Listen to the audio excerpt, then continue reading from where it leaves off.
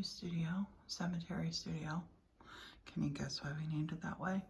We just put up a shelf. Now the orange cord's gonna leave, but my question is, and you need to answer this in the comments, make sure you subscribe. Are these lights up too high? So I'm gonna be working down here. Down here's my work surface.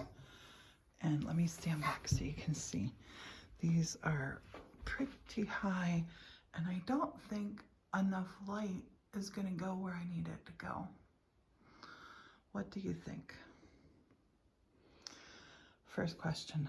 Second question, how beautiful are these lights for $1? I love them. To me, they look like little fairy lights. And the orange cord is leaving. So don't worry about the orange cord.